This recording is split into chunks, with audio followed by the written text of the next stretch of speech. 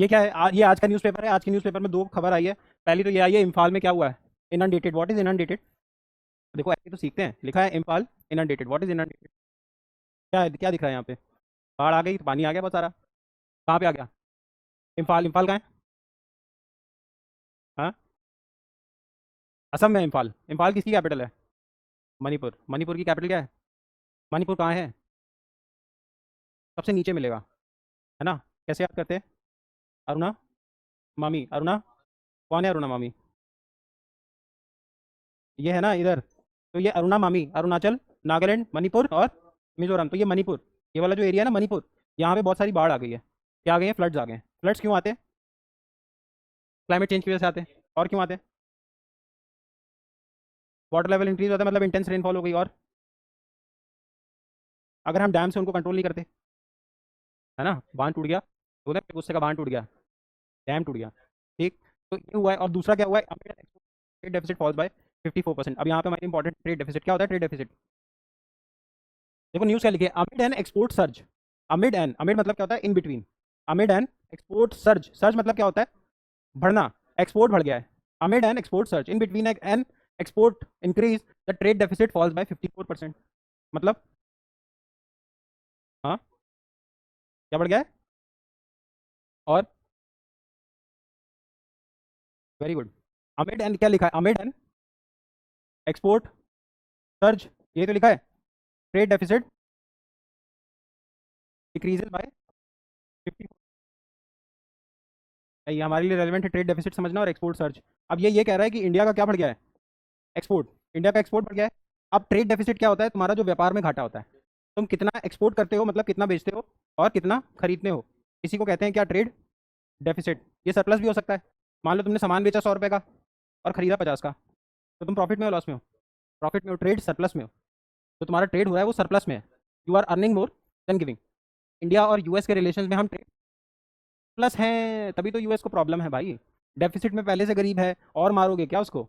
इसी बात से तो परेशान है ट्रम्प कि इंडिया ट्रेड सरप्लस है यूएस से। चाइना से हम ट्रेड डेफिसिट है। हम चाइना से खरीदते ज़्यादा हैं, बेच कम पाते हैं, पर यूएस को हम बेचते ज़्यादा हैं। तो we are trade surplus with US. Multiple times I have told you, this is a very probable question भाई। सिंपल सा पूछ लेगा, does it what is the trade relation between India and US? Trade deficit, trade surplus, दो option कोई और बना देगा। Trade surplus. तो ये कह रहा है अगर हमारे एक्सपोर्ट बढ़ गए, मतलब हम बेच ज़्यादा रहे, amid an export surge, in between an export surge, मतलब we are able to export more. Trade deficit कमी हो जाएगी ना, कि ज़्यादा बेच रहे हैं। समझ में आ रहा है? तो इंडिया का ट्रेड डेफिसिट कम हो गया है। अब दूसरी बात याद रखने लायक है, ट्रेड दो चीज़ों का होता है। किस किस चीज़ का ट्रेड होता है? या तो गुड्स का होगा या सर्विस का होगा। या तो गुड्स का होगा या सर्विस का होगा। गुड्स में इंडिया क्या है? Trade deficit. खुद से दिमाग लगाओ, इंडिया का कोई ब्रांड बताओ। शूज़ में कोई इंडिया का ब्रांड बताओ जो ग्लोबली रिकग्नाइज्ड हो। बूमर। इंडिया का कोई शू ब्रांड बताओ जो पूरी दुनिया पहनती हो। इंडिया का कोई फोन ब्रांड, हाँ? अभी बस नहीं। इंडिया का कोई फूड ब्रांड बता दो। कोई फूड ब्रांड, फूड फूड। मसाले साले ओवर स्मार्ट नहीं बनो। कोई कंज्यूमर प्रोडक्ट बताओ। यार कुछ चीज़ें तो होंगे ही, लेकिन कोई कोई कंज्यूमर प्रोडक्ट बताओ। कोई शू, कोई फैशन ब्रांड जिसको दुनिया एकदम पागल तरीके से खरीदती हो। अगर मतलब दुनिया को किसी ब्रांड से एसोसिएट करना, तो इंडिया के कौन से ब्रांड से एसोसिएट कर लेगी? जैसे यूएस है तो मुझे गूगल, फेसबुक, अमेजॉन, ये सब यूएस से करते हो ना रिलेट। इंडिया का कोई ब्रांड दिखता है? चाइना के दिखते हैं, देखो वन प्लस दिखता है। और बता दो। कोरिया के दिखते हैं, सैमसंग, एल जी। इंडिया का कोई ब्रांड है? एक है शिव नरेश। जानते हो कोई शिव नरेश? उसके ट्रैक सूट्स आते हैं, उसके ट्रैक सूट्स आते हैं। बिक जाता है। बिक जाता है। शिव नरेश बहुत बड़ा ब्रांड नहीं है, मैं तो मजाक में ही बोल रहा हूँ, लेकिन एक शिव नरेश ब्रांड है। चले। तो इंडिया का कोई ब्रांड ऐसा, कोई गुड्स में कोई इंडिया का ऐसा कोई ब्रांड मुझे भी नहीं दिखता है, ठीक है? तो चीज़ें दिखती हैं, तो गुड्स में हम क्या होंगे? ट्रेड। ऑब्वियसली हम ज़्यादा खरीदेंगे। तुम सबने किसी ना किसी बाहर के ब्रांड का शूज़ पहन लिया होगा, टी शर्ट पहन लिया होगा, है ना? और सर्विस में हम क्या हैं? सरप्लस, क्योंकि हम मेहनत करते हैं, है ना? तो doctors, lawyers, professional CA, teachers, ये सब इंडिया के बहुत सारे बाहर चले जाते हैं। चले आगे, तो हम ज़्यादा पैसा ला पाते हैं। रेमिटेंस क्या होता है? What is remittance? जो हमें हमारे एनआरआई पैसा भेजते हैं उसको रेमिटेंस बोलते हैं। रेमिटेंस की रिपोर्ट निकालता है असल कौन? World bank. रेमिटेंस के मामले में रैंक वन पे कौन है? इंडिया। सबसे ज़्यादा इंडियंस बाहर से इंडिया में पैसा भेजते हैं, तो रेमिटेंस सबसे ज़्यादा इंडियंस को आता है पूरे वर्ल्ड में।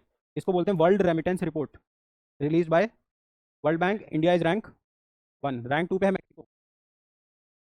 भी बहुत बात जाते हैं। चले आगे, फिर थ्री पे चाइना विना है। चलो। नेशनल हिंदी दिवस, इसमें क्या ही याद रखोगे? इसमें तुम एक चीज़ याद रखो, 14 सितंबर को होती है। इंटरनेशनल हिंदी दिवस कब होता है? National Hindi day? 10 जनवरी। 4 जुलाई को अमेरिका का इंडिपेंडेंस डे होता है। 4 July every year celebrated as American independence. National Hindi day कब होता है? 14 सितंबर, 14 सितंबर। इंटरनेशनल हिंदी डे कब होता है? और इंटरनेशनली इसलिए भी होता है क्योंकि internationally Hindi is the fourth highest spoken language. पहली बात समझो, देखो इंडिया की कोई नेशनल लैंग्वेज नहीं है, clear cut, no national language. India की ऑफिशियल लैंग्वेज है। पहले 1960 में ऑफिशियल लैंग्वेज एक्ट आएगा, कानून आएगा, पार्लियामेंट पास करेगी, Hindi will become the national language of India. जिस वजह से साउथ के स्टेट्स प्रोटेस्ट करना शुरू करेंगे कि why are you imposing Hindi on us. जिस वजह से हम इंग्लिश को भी ऐड करेंगे। Hence India will have two official languages, one would be Hindi and one would be English. But हम इंग्लिश को सिर्फ 15 साल के लिए इंट्रोड्यूस करते हैं। साउथ की बात मानते हैं कि 15 साल के लिए इंट्रोड्यूस करेंगे, लेकिन वो अब से 15-15 साल हर साल पढ़ रहा है, मोदी नहीं हटा पाए। साउथ में प्रोटेस्ट हो जाएगा। समझ में आया? तो currently we have two official languages. Schedule 8 में देखोगे तो कितनी ऑफिशियल लैंग्वेजेस हैं? 22। जब इंडिपेंडेंस मिली थी तब कितनी थी? 8। जब हमें इंडिपेंडेंस मिली थी तो India had 8 official languages written in schedule 8, list number 8। Currently we have how many official languages? 22। और ऐसे एक्ट के हिसाब से कितनी है? 2, हिंदी एंड इंग्लिश। 15-15 साल पे इंग्लिश रिन्यू होती रहती है, हिंदी तो है ही है। याद रखना आया? अब 14 सितंबर को बनाते हैं हिंदी दिवस, और 10 जनवरी को बनाते हैं इंटरनेशनल हिंदी डे। क्योंकि हिंदी, देखो इंडिया में 44% of the population speaks Hindi. Hindi के सबसे ज़्यादा बोलते हैं तेलुगु। 44% इंडियन सिर्फ हिंदी बोलते हैं। तो हम पूरे इंडिया पे हिंदी इम्पोज नहीं कर सकते। 44% कम होता है यार, कम ही होता है ना? 50 भी नहीं है। समझ में आ रहा है? सबसे ज़्यादा highest spoken language of the world.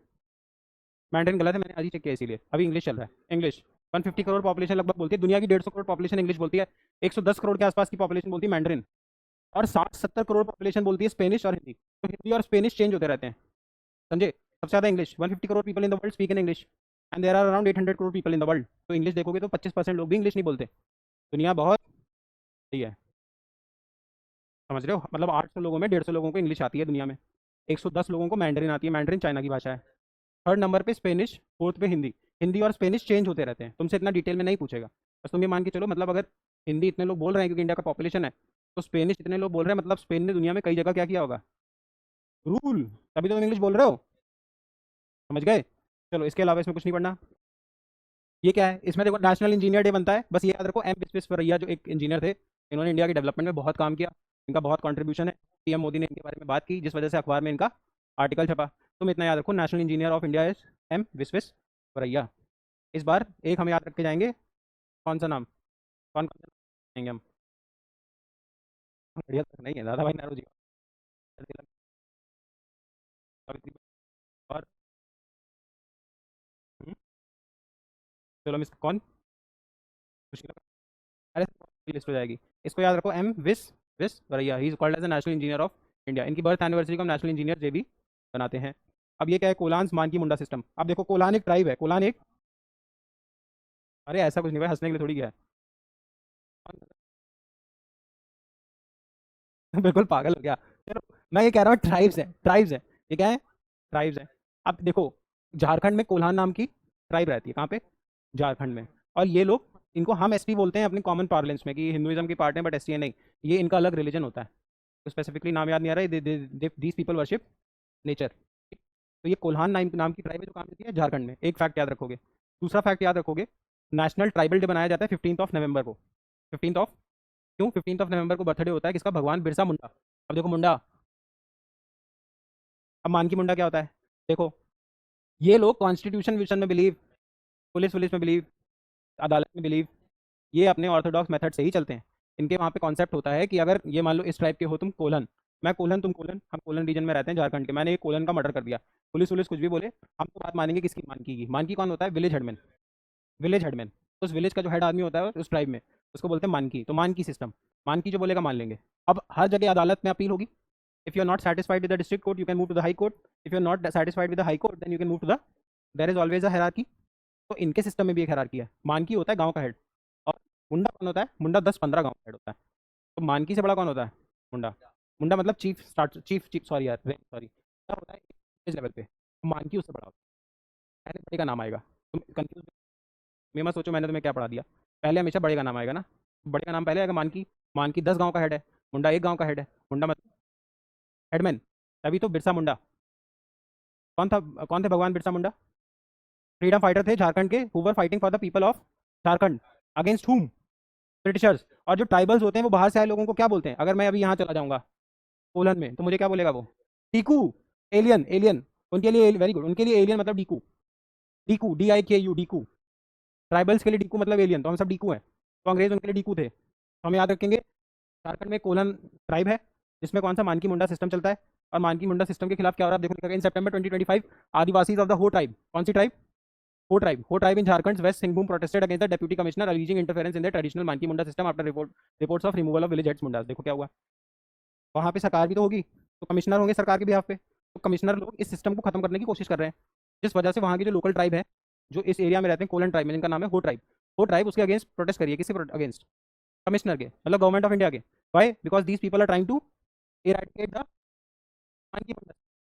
यही तो लिखा है in September 2025 Adivasis of the Ho tribe, Adivasis of the Ho tribe in Jharkhand waste Singhbhum, मतलब झारखंड है, झारखंड के वेस्ट पार्ट में एक डिस्ट्रिक्ट है सिंहभूम। जैसे यूपी में बहुत सारे डिस्ट्रिक्ट हैं, अलीगढ़, लखनऊ, बरेली, अयोध्या, वैसे ही झारखंड में एक डिस्ट्रिक्ट है सिंहभूम। सिंहभूम में प्रोटेस्ट किया किसके अगेंस्ट?